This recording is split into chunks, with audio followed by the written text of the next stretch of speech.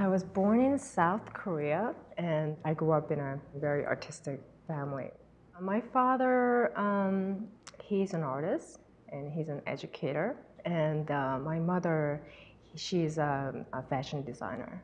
So I grew up in a very, very creative environment. My father kept his studio in the house. It's one of those environments where, there's no boundaries between studio and the house.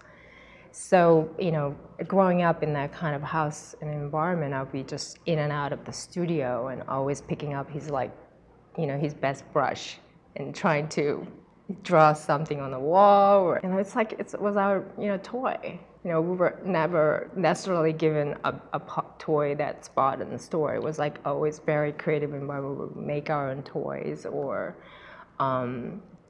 make our own little paper dolls with the cutouts and drawing. And it was that kind of environment. Growing up in so many different countries or different culture, and different language. The only thing really kept me consistent was really my art. I was always painting, I was always drawing, and I always had sketchbooks around, and it was like a place for me to go and be myself. I applied to graduate school, and then I got accepted to Yale. My first year, towards the end, I got really, really sick. And I was very tired all the time, and I thought because I was working very hard, I was tired. So I got myself checked into hospital at Yale University, and they did some diagnostics, and and then they showed me little slides or slivers of the gel cells of my blood cell. And also these little virus around it, and I was like, it took me right to the point where I said, wow, they're so horrible and at the same time so beautiful. So I came back to my studio and I said, I think that I'm going to do this for a while and see where I can go with this. So I started, practicing in my studio the circular motif, very free-handed. And then I started to do a lot of drawings in relationship to that, and then it became a painting. A lot of my work is about sort of looking into microscope view, but enlarging that into something of a macro. So trying to have the both worlds sort of reflect in somehow. I came from graduate school to Philadelphia High School, art teachers to being at Moore here. I think it's so special. It's a very special school.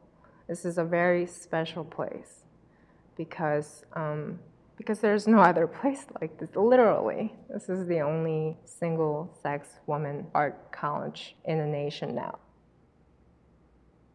Students here are so focused.